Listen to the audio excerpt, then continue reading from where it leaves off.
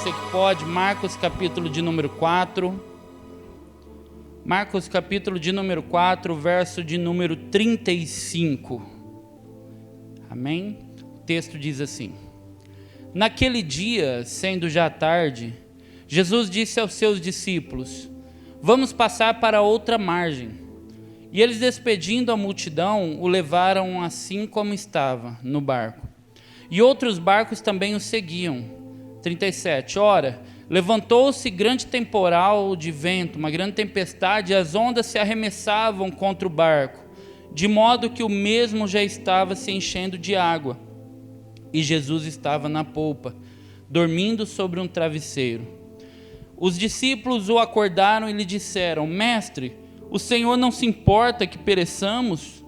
E ele, despertando, repreendeu o vento e disse ao mar: Acalma-se, fique quieto. O vento se aquietou e tudo ficou bem calmo. Então Jesus lhe perguntou: Por que vocês estão tão medrosos? Como é que ainda não têm fé? E eles, possuídos de grande temor, diziam uns aos outros: Quem é esse que até o vento e o mar lhe obedecem? Papai amado, mais uma vez nós oramos para que a Tua palavra venha de encontro às nossas necessidades. O Senhor conhece o coração de cada um aqui nessa noite.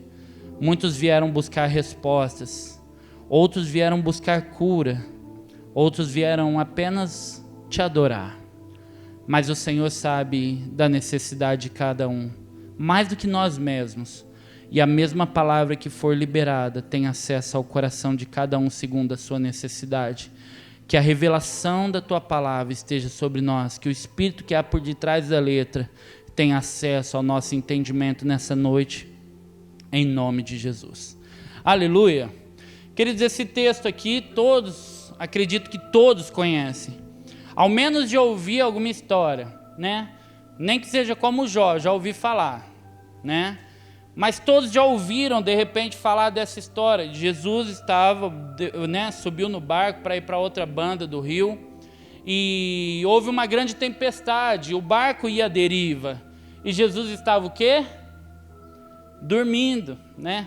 Grande desafio que a gente tem, dormir no meio da crise, no meio da luta, no meio da adversidade. É tão difícil a gente poder descansar, né? Muitas vezes a gente perde até o sono, quando a gente precisa tomar uma decisão, não é verdade? Às vezes a gente está tão alucinado com algumas coisas que a gente vai fazer na vida, algum passo que a gente precisa dar, e a gente perde até o sono. Mas Jesus estava dormindo no meio da tempestade. Agora é importante que você saiba que esse texto aqui, ele vem logo depois de um dos maiores sermões, ou sermãos, que Jesus dá, que é o Sermão da Montanha, o Sermão do Monte, onde ele passa ali um bom tempo com aqueles homens, com seus discípulos, seus seguidores, com toda a multidão, ensinando algumas coisas, alguns valores, alguns princípios. E muitos deles citados por pessoas que nem o conheceram, filósofos, pensadores, críticos, poetas, citaram os textos das bem-aventuranças ou do Sermão do Monte, as suas parábolas, como guia, caminho de fé, de motivação, talvez, para aquele que não tem fé. Muitos homens que nem tiveram um encontro com Jesus falavam de suas profecias, seus ensinamentos e suas parábolas, de tamanho valor, porque nem aquele que acredita, no mínimo ele sabe que foi um ser humano extraordinário que pisou na terra. Eu tive num evento, né, nós, a pastora, a família dela, acho que mais o Xande, né? Nós fomos num evento lá em Ribeirão que quem ia palestrar era o Augusto Cury e o Jaime Monjardim, né? Acabou que a palestra era do Jaime. Quando chegou o Augusto Cury, tomou a cena, claro, né? Fomos lá, conversamos com ele um pouquinho, eu fiquei assim, eu admiro muito a literatura do Augusto Cury, enfim. E quando ele chegou, no meio de sua palestra, ele começou a falar sobre o contato que ele teve, a forma, como que ele teve um contato com Jesus. E ele foi falando, se eu não me engano, ele ele é padrinho da filha do Roberto Carlos, uma coisa assim, não, minto, o dono da TV, né, é padrinho da filha do Roberto Carlos, do cantor, e o Auguste Cury, ele estava auxiliando, lembra naquele filme, como chama, você lembra? Alguma coisa de sonhos, o Vendedor de Sonhos. O Auguste Cury estava, o Jamon Jardim ia produzir e tal, e o Auguste Cury estava fazendo aquela trilogia, eu acho que era o Seguindo os Passos de Jesus, ou a Pessoa de Jesus, uma coisa assim. Se alguém lembrar, por favor, me corrija. E ele foi contando essa história. E ele falou que a meta dele, como um psicólogo, né, psicanalista que ele é, tão mestre naquilo que ele ensina, era conhecer a mente mais misteriosa que passou pela Terra, que foi a mente de Jesus. E para fazer isso, ele precisava passar por onde ele passou. E eles foram para Israel. Foi lá para Israel para estudar aqueles caminhos da fé, toda aquela, né, liturgia que eles fazem lá, todos aqueles caminhos. E ele falou que aquilo que intrigava era quanto mais ele se aprofundava na mente daquele homem, mais ele descobria que aquele homem não era natural. Ele falou assim, uma das grandes chaves que caiu sobre a vida dele, revelação sobre a vida dele, foi entender que nenhum ser humano era capaz de exercer tanta misericórdia por aquele que maltratava da forma que ele foi maltratado. Ele falou, de tanto que eu estudei o ser humano, e quando eu fui estudar a mente daquele homem, que até então era apenas um homem extraordinário, claro, mas quanto mais ele se aprofundava, mais ele descobria que ele não sabia nada. E aí ele foi se rendendo ao sobrenatural do Senhor. E ele disse assim, nenhum homem é capaz de dominar as emoções diante do flagelo que ele sofreu. E aí ele se rendeu ao sobrenatural. E aqui, muitos pensadores escreveram sobre ele. Muitos filósofos, mas a maioria deles não conheceram, não acreditaram e não praticaram a fé que ele pregava. Mas todos se renderam à pessoa que ele era, no mínimo.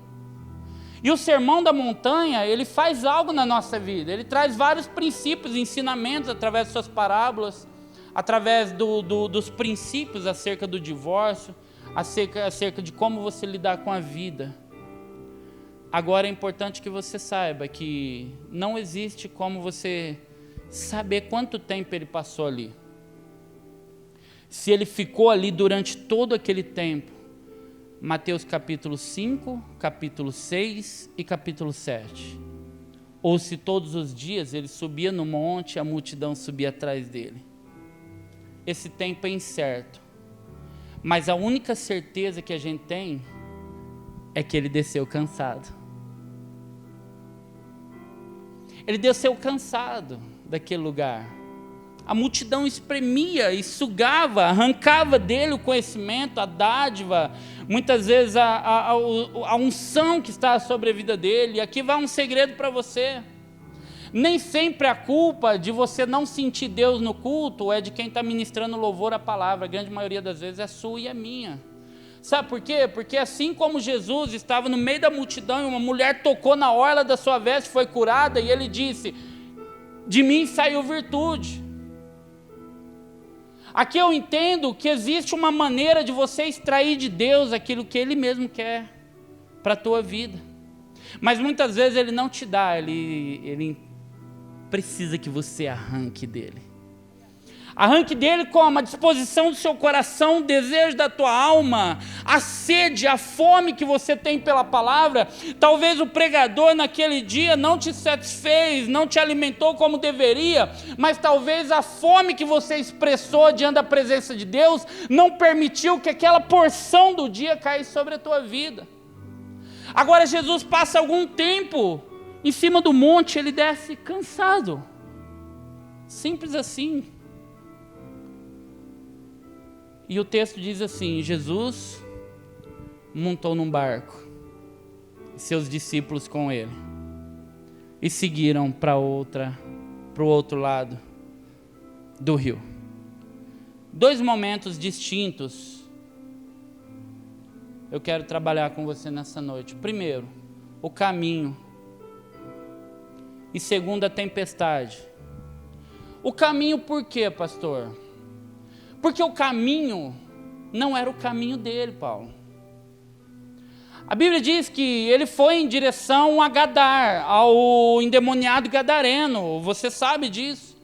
Agora, aquela cidade, ela está situada numa região chamada Decápolis, de 10 cidades pagãs, que não professaram a fé cristã, mas se deitaram diante de outros ídolos, e tinham práticas imundas, porque existia uma mistura com os romanos.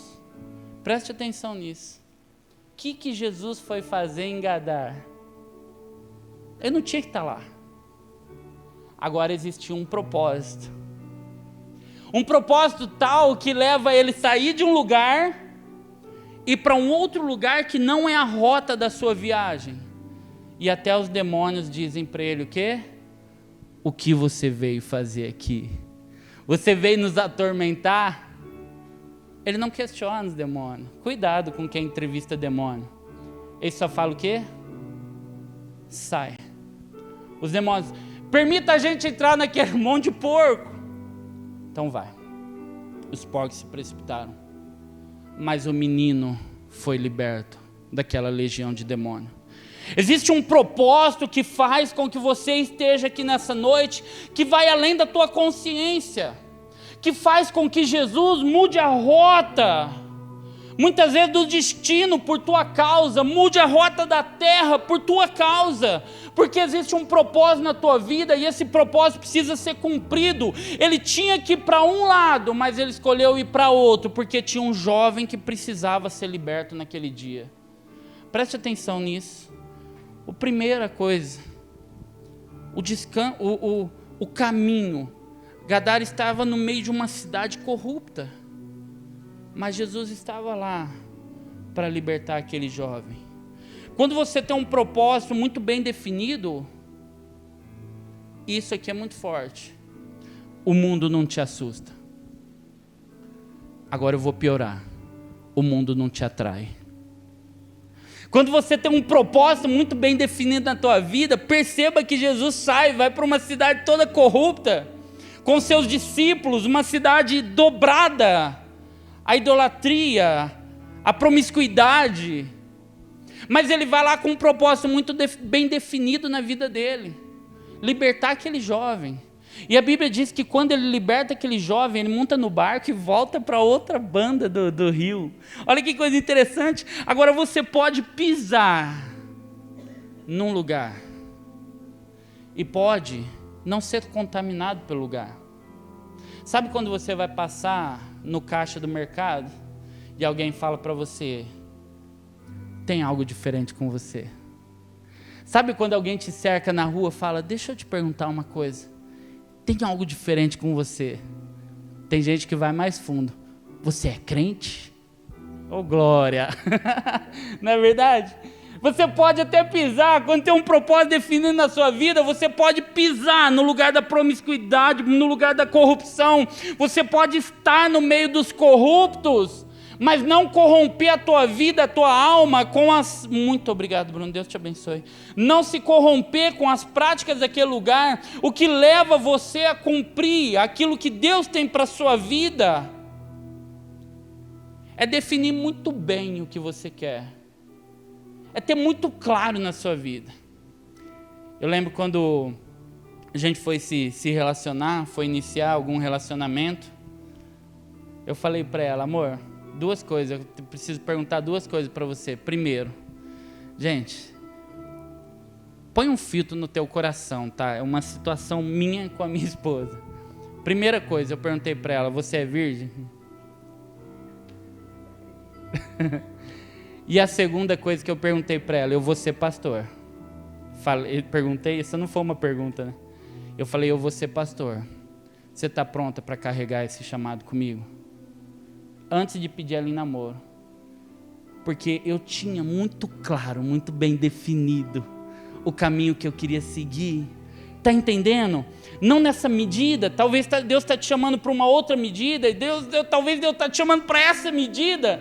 Mas a clareza do destino, a clareza do teu propósito, a clareza da tua chamada, a definição daquilo que você quer em Deus para a tua vida, vai fazer com que você não se corrompa, não se atraia,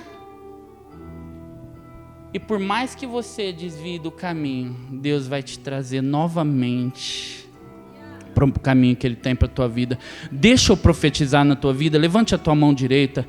Deus, eu declaro em nome de Jesus sobre a vida de cada um irmão, cada uma irmã aqui. Senhor amado, existe um projeto na vida dela, existe um projeto na vida dele, existe um projeto na vida daquelas crianças, Senhor, e aquilo que o Senhor escreveu sobre a vida de cada um deles há de se cumprir em nome de Jesus. Se há alguma dúvida no coração do caminho que deve seguir, essa noite é uma noite de resposta na vida dela, essa é uma noite de resposta na vida dele. Se algo fez com que se desviasse da rota, essa é uma noite de reconciliação. Meu Pai amado, se há alguma enfermidade que trouxe dúvida do propósito do Senhor na vida desse irmão, dessa irmã, essa é uma noite de cura, de milagre em nome de Jesus. E eu creio que o Espírito Santo já está operando na sua vida, meu irmão. Eu creio que o Espírito Santo já está operando no teu casamento, no teu marido que ficou em casa, na tua esposa que ficou em casa, no teu filho que está na rua. Eu creio em nome de Jesus, e recebe aí se você pode. Existe um caminho que Jesus vai, mas esse caminho que Ele vai é porque existe um propósito. Qual é o propósito? Libertar aquele jovem que estava sendo consumido. A Bíblia diz que uma legião, mais de 2.000 demônios sobre a mesma pessoa. Deixa eu te falar, eu tive situações que eu expulsava um demônio no quarto, ele possuía a menina na sala, e eu ficava parecendo uma peteca naquela casa. Porque tudo que Satanás quer é destruir a tua vida, destruir a tua casa, destruir a tua família, para roubar aquilo que o Senhor colocou na sua mão. E se você está passando alguma luta nesses dias, deixa eu te falar, meu irmão, é porque existe algo muito maior do que você pode pedir, pensar ou imaginar. Porque Satanás só vai se levantar quando tem um propósito. Ele só deseja a morte de quem tem propósito na vida. Não é de qualquer um. Não é de qualquer um. O descanso no meio da tempestade. Olha o verso 37, capítulo 4.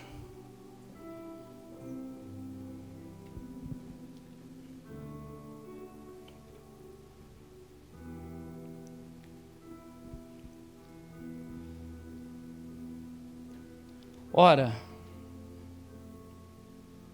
levantou-se grande tempestade ou temporal de vento, e as ondas se arremessavam contra o barco, de modo que o mesmo já estava se enchendo de água. E Jesus estava na polpa, dormindo sobre o travesseiro. E Jesus estava na polpa, dormindo sobre um travesseiro. Eu ouvi uma história esses dias que a pessoa dizia assim: todo surfista, eu não morei no litoral e pouco fui para a praia. Muito pouco, né, amor? Fui conhecer praia acho que com a Mar. O surfista, ele sai para a praia, Mateus, ele olha da janela, se ele mora perto, primeiro ele vai sentir o vento. Se o vento está soprando forte, ele olha para o mar. E quando ele olha para o mar, ele vai perceber algo. Se o mar está bravo, olha isso. Se o mar está bravo, ele vai. Porque o que interessa para ele é o mar alto, é o mar bravo, é o estouro das ondas, porque é aquilo que dá prazer. Preste atenção nisso. Agora, se o mar está calmo, ele nem na água entra.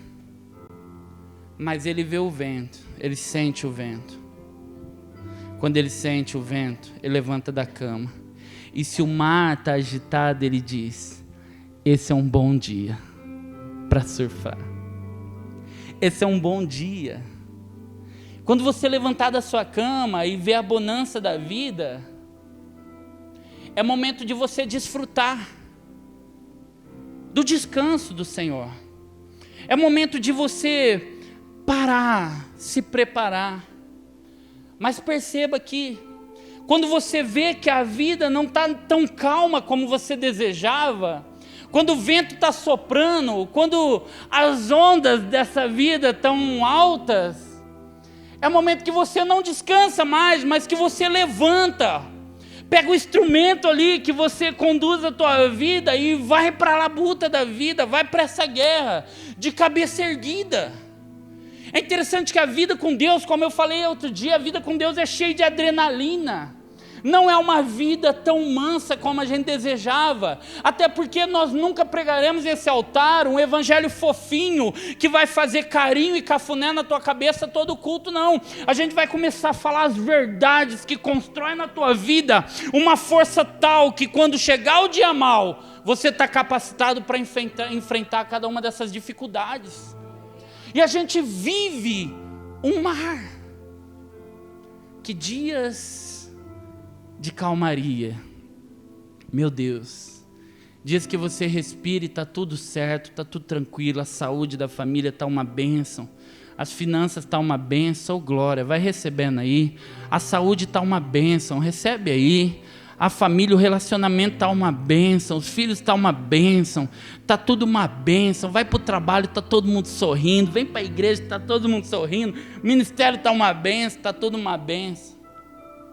Mas tem dia que você vai levantar da sua cama e a situação não é das melhores. O vento está soprando, você está dentro do seu barco chamado família, e o vento está soprando, está balançando, as ondas estão se levantando, e esse barco chamado família, chamado relacionamento, chamado casamento, está enchendo de água. E aí o que eu vou fazer nesse momento?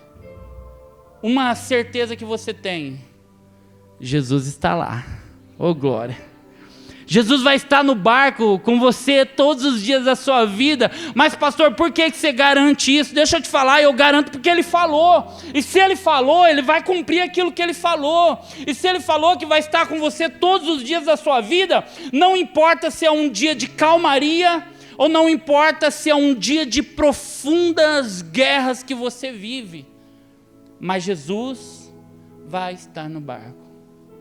Olha que interessante, ele aparece na polpa do barco, dormindo sobre um travesseiro. Ele está descansando sobre um travesseiro. Pastor, travesseiro significa alguma coisa? É só um travesseiro. É só um travesseiro. Mas para mim me chamou muita atenção o lugar de descanso. Para João, ele descansava no peito de Jesus. Para Timóteo, ele descansava aos pés de Paulo. Para Paulo, ele descansava aos pés de Gamaliel.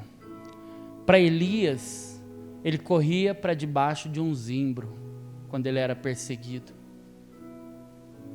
O lugar de descanso na nossa vida, no meio da... Não estou falando num tempo de calmaria, não. Eu estou falando no tempo das tempestades da vida. Qual o lugar de descanso que você tem? Qual o lugar que você vai para lá chorar amargamente? Qual o lugar que você vai para lá chorar a sua alma, desfalecer a sua alma, derramar lágrimas, quebrar esse coração de pedra, quebrar esse coração frio e endurecido? Qual o lugar que você vai para você, no meio da tempestade, poder respirar, ganhar fôlego para levantar no outro dia novamente? Eu tive pessoas na minha vida que eu ligava só para chorar, e eu dizia assim: não fala nada, só ouça, eu preciso chorar. E ele falava: fique à vontade. E eu chorava no telefone, eu só precisava de alguém para ouvir o clamor da minha alma. Num dia de profunda tristeza, de luta na minha vida, eu precisava de alguém para me encostar a cabeça no peito e falar: não está legal, está difícil, eu não suporto mais.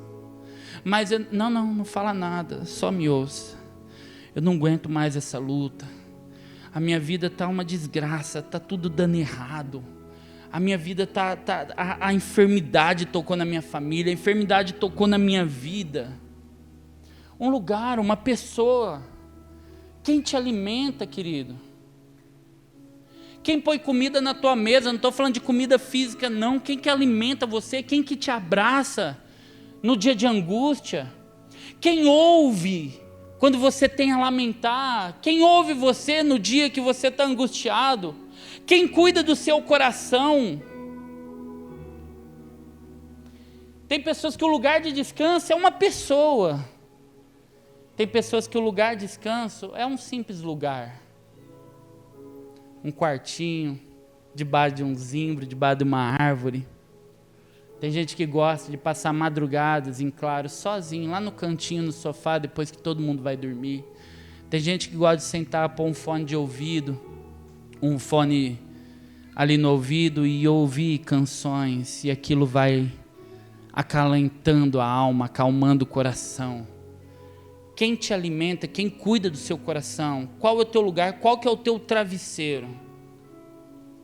Salmo 84, você que pode abrir aí.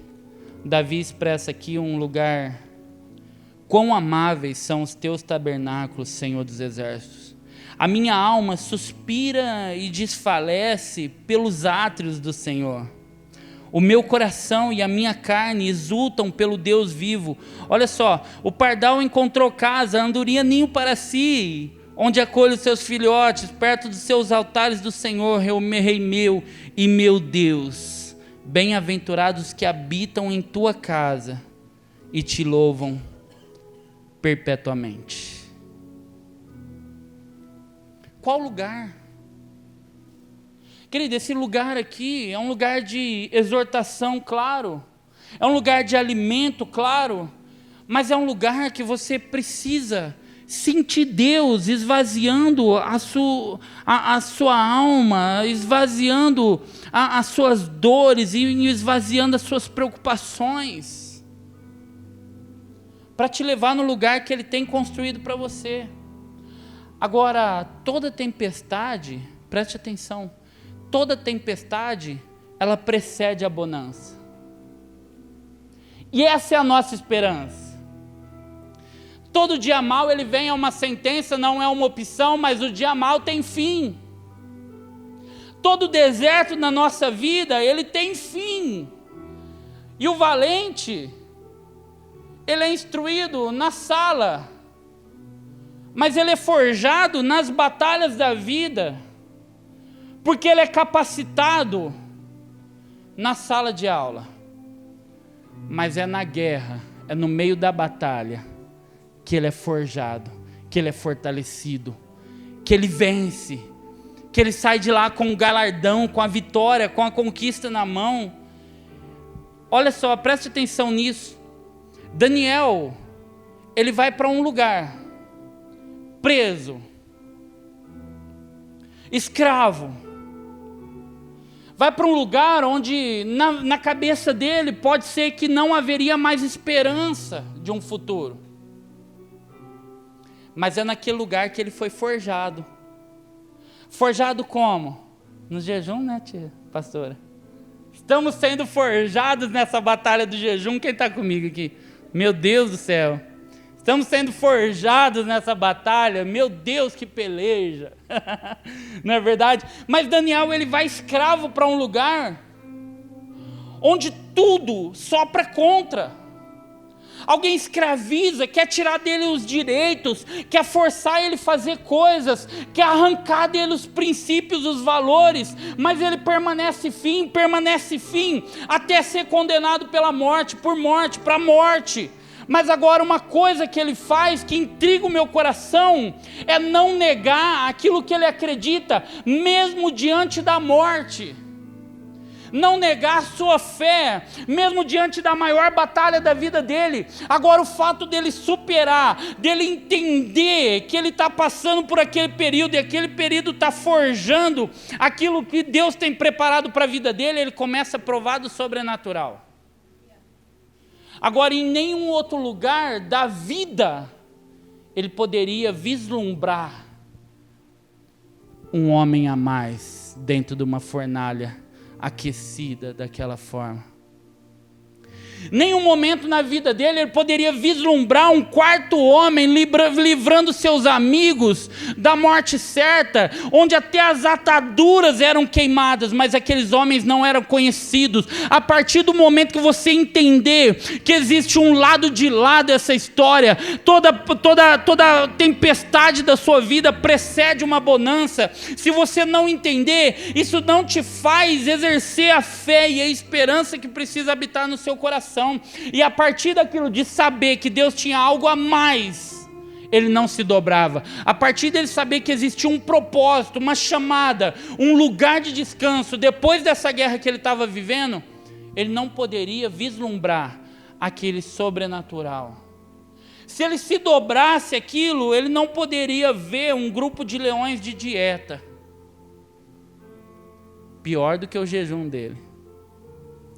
Onde estudiosos dizem que eles preparavam aquela cova e quando jogava-se um ser humano, ele era dilacerado no caminho antes de tocar o chão.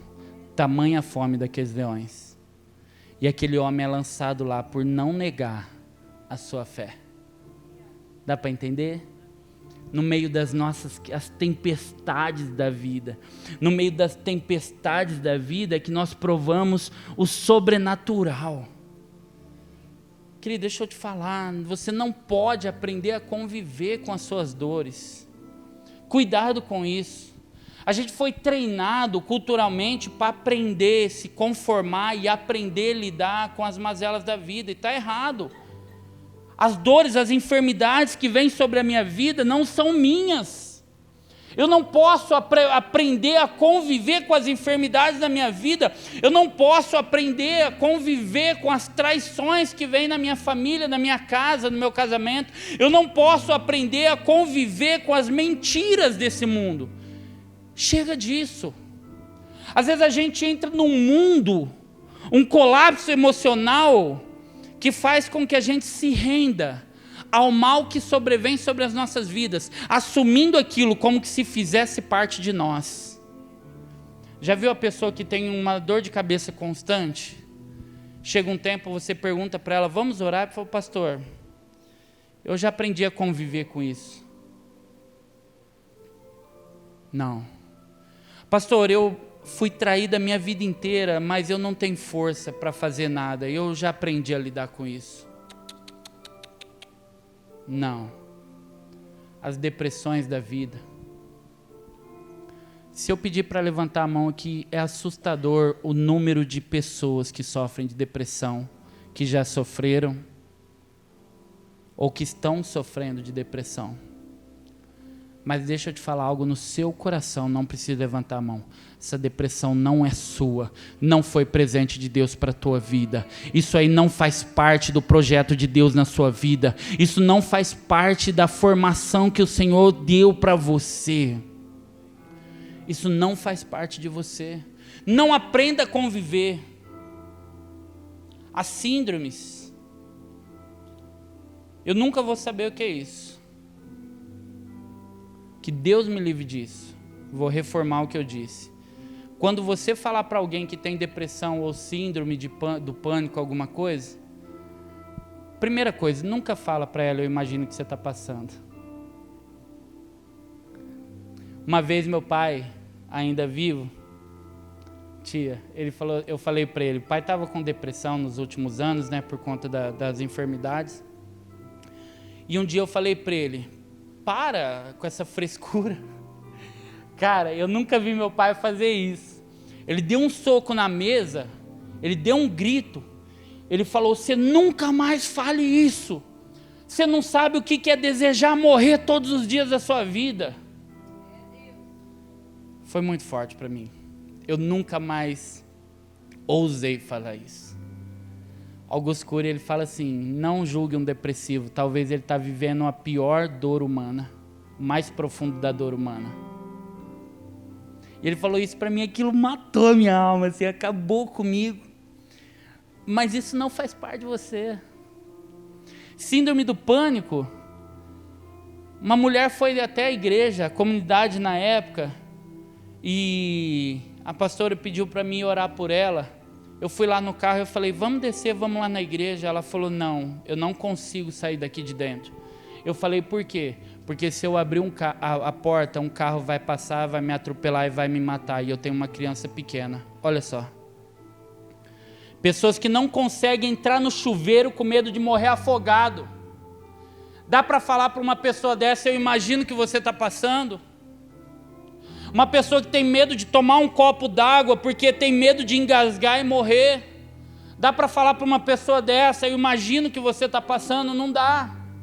Mas deixa eu te falar algo, isso não é teu, não faz parte de você, Deus não te criou assim, essa enfermidade não é sua, e não vos conformeis com esse século, mas renovai a sua mente, para que você experimente o que é bom, perfeito e agradável, da vontade, da parte de Deus para a sua vida. Você nasceu para ser são, você nasceu para ser santo, tem coisas que você tem administrado na tua vida, que é momento de lançar fora, é momento de arrancar da sua vida, é o momento de falar de essa enfermidade, isso não me pertence, isso não é meu. Satanás, parte em retirada, saia daqui. Você parece que nós temos demônios de estimação, isso não é uma verdade para a nossa vida.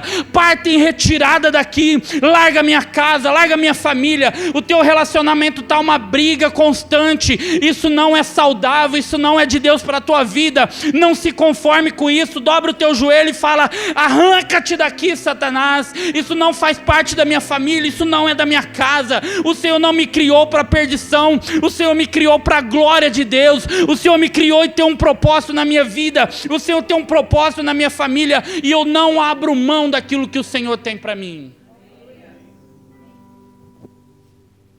Deus nunca disse que a jornada seria fácil, mas uma coisa Ele garantiu, que a chegada faria valer a pena.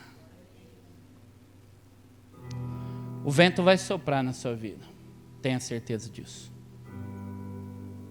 Talvez o vento está soprando nesses dias, as ondas vai bater no barco, mas Jesus está lá, e saber que Ele está lá faz toda a diferença. Amém? Vamos se colocar de pé em nome de Jesus.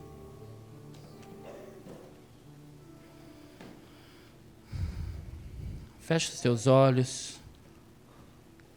Vai colocando diante de Deus a sua vida. Fala para Deus, Senhor, esse barco chamado minha família pode até sofrer com esses ventos, com essa tempestade, mas ele não vai naufragar, porque o Senhor está no barco. O meu trabalho está sofrendo fortes tempestades, o vento está soprando no meu trabalho, mas esse barco não vai naufragar, porque o Senhor está no barco. Coloque a sua vida diante de Deus, coloque a tua família. Você sabe mais do que eu, meu irmão, aquilo que você está passando nesses dias. Você sabe mais do que eu, as labutas que você está sofrendo, aquilo que você está enfrentando. Se você está passando um momento de enfermidade e isso está acabando com você, fala para Deus agora, Senhor, isso não é meu, não faz parte de mim. Sim.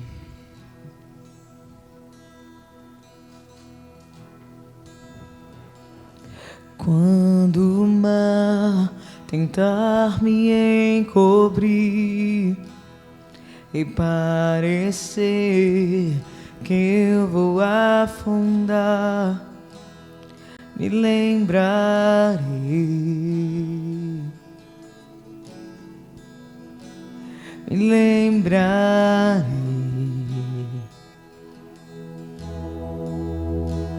se a escuridão quiser me abraçar e a esperança eu parecer perder, me lembrarei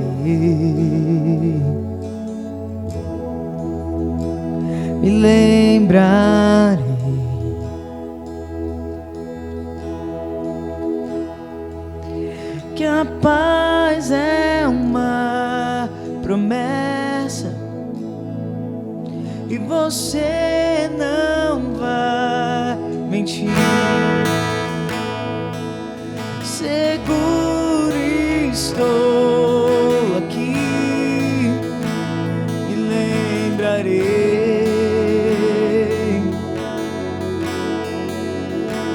me lembrarei.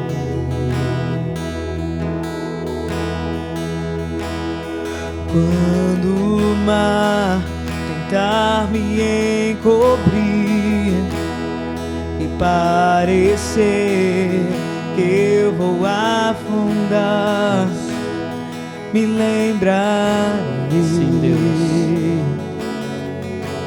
Vai colocando diante do Senhor. Me lembrarei. Vai colocando diante dele. Ele está te forjando nesses dias. Ele está te preparando nesses dias. Quiser me abraçar. Sim, Deus. E a esperança. Talvez você está vivendo isso nesses dias. Me lembrarei. Talvez tudo que você precisava nessa noite era isso. Me lembrarei. Meu Deus. Que a paz é uma promessa. Santo Deus. E você não vai mentir. Deus tem um caminho Seguro muito bem definido. Aqui, e pelo propósito que Ele tem na tua vida. me lembrarei. Acredite, essa luta vai passar. Essa luta vai passar. Me lembrarei. Essa luta que você está passando, ela precisa passar. Não morra. Não morra sem cumprir antes os propósitos de Deus na sua vida. Não assuma esse mal como que se fizesse parte de você, porque não faz. E Jesus, Ele pode mudar uma rota para ir de encontro nessa noite com a tua vida, para arrancar esse mal de dentro de você, essa enfermidade, essa doença na alma, essa crise, essa luta que você está passando. Acredite. Acredite. Existe um propósito que faz com que você lute, viva, não cedendo. Não cedendo. Continua firme. Continua firme. Essa luta vai passar. Acredite, o barco da sua vida, ele pode sofrer com a tempestade, mas a vida com Deus é assim. Ela é cheia de adrenalina, mas é nesse momento que Ele vai forjando o teu caráter, vai te ensinando, vai te instruindo, vai te preparando. E na hora que Ele pôr você no caminho, do lado de lá da tempestade, você vai estar preparado para colocar a mão naquilo que é teu por herança. Continue acreditando no teu casamento, continue acreditando na tua família, continue acreditando no trabalho, continue acreditando na tua vida, no teu ministério, continue acreditando no teu ministério, continue acreditando em Deus, continue acreditando em Jesus. Se você estava num caminho que te distanciou de Deus, volte para esse caminho agora. Não é tempo de desistir, não é tempo de pular do barco, não. É tempo de persistir, porque Jesus está lá. Jesus está lá, Ele está dentro do teu barco, Ele está te apresentando um novo modelo de vida. Que a paz é uma promessa. Que mesmo que você tenha lutado, existe uma paz. É isso aí, existe uma paz para você. Um lugar que mesmo no meio da tempestade, Ele te faz descansar. Me lembrarei. Aleluia, Jesus. Aleluia, Jesus. Me lembrarei. Vou te fazer um convite nessa noite.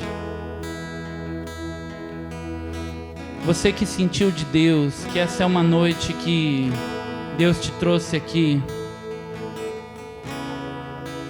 e não tem como passar de hoje. Você está aí sentindo teu coração queimar. E você está falando para Deus: Deus, em algum momento eu perdi as esperanças, mas nessa noite eu renovo as minhas esperanças contigo. E você tem um desejo de entregar a sua vida para Jesus. Não estou falando para você entregar a sua vida para nenhum outro lugar. Estou falando de você entregar a sua vida para Jesus. Falando para Ele: Jesus, eu não sei como fazer, como caminhar. Eu perdi as esperanças, eu perdi a fé. Mas eu sei que o Senhor está no barco da minha vida e eu quero entregar o barco chamado minha vida para Ti, Jesus. E esse convite eu vou estender para você que por algum tempo esteve longe dos caminhos do Senhor, mas nessa noite você está falando para Jesus: Jesus, eu não tenho o leme da minha vida, eu não tenho o leme da minha vida, mas o Senhor tem, e eu quero renovar a minha aliança contigo nessa noite. Você que tem o desejo, aí onde você está, levante a sua mão, não se constranja, todos de olhos fechados, em nome de Jesus. Eu quero orar por você. Eu quero somente orar por você, pela sua vida. Você que sentiu de Deus nessa noite, e você tem liberdade, se você puder, venha até aqui à frente. Eu quero orar pela sua vida. As tempestades da vida, elas vão vir. O problema não é se ela vem ou não, o problema é quanto de esperança eu tenho para que o Senhor me tire desse momento da minha vida. Não há um outro caminho. Jesus, ele está no barco da tua vida, e tudo que Ele quer é que você fala: toma a direção, Jesus, a minha vida é tua. Existe um tempo na sua vida, querido, que tá tudo bem, tá indo tudo bem, tá tudo maravilhoso. Mas existe um tempo na sua vida que só um nome pode te tirar do momento que você está. E esse nome é Jesus. E esse nome é Jesus. Esse nome é Jesus. Levante as suas mãos aos céus. Vamos adorar o Senhor com essa canção. E a paz é uma promessa, e você não vai mentir. Seguro estou aqui, me lembrarei. Aleluia. Me lembrarei. Você tem um nome. Você tem um nome que acalma a tempestade. Erga suas vozes, diga isso. Você tem um nome. Só Ele pode. Só Ele pode arrancar você dessa depressão, dessa angústia. Só Ele pode arrancar dessa enfermidade. Em nome de Jesus. Em nome de Jesus, seja curado. Seja liberto em nome de Jesus. Seja curado nessa noite. Seja curado dessa angústia. Seja curado dessa tristeza. Talvez você não sorria mais. É tempo de sorrir. É tempo de voltar a sonhar. É tempo de ser liberto desse mal. Seu nome é Jesus. Jesus, Jesus, Jesus. Você tem um nome que acalma a tempestade. Você tem um nome que ilumina a escuridão. Você tem um nome que lança fora o medo. Seu nome é Jesus. Aleluia. Quem pode dar um forte aplauso ao Senhor? Aleluia. Santo Jesus, glorioso, santo seja o teu nome. Aleluia, aleluia. Eles vão vir, o vento vai soprar, as ondas vão vir, mas Jesus está lá. Jesus está lá e Ele vai continuar lá até o último dia da sua vida. Amém? Levante as suas mãos assim. Papai amado, que essa noite seja mais um start, Senhor, mais um renovo nas nossas vidas. O Senhor conhece o coração, o Senhor sabe da necessidade de cada um aqui nessa noite. Não sou eu que vou anunciá-las, mas o Teu Espírito Santo, Deus, eu te peço, vai de encontro com essa necessidade, Pai. Em nome de Jesus. Que o amor de Deus Pai, as consolações do Espírito Santo, que as misericórdias do nosso bom e lindo Jesus esteja sobre a tua vida, sobre a tua família, que a bênção que você recebeu nessa noite se estenda por toda a tua casa, em nome de Jesus, amém e amém, amém, queridos. Deus abençoe você, Deus abençoe toda a tua casa, toda a tua família, e até domingo, se Deus quiser, aleluia.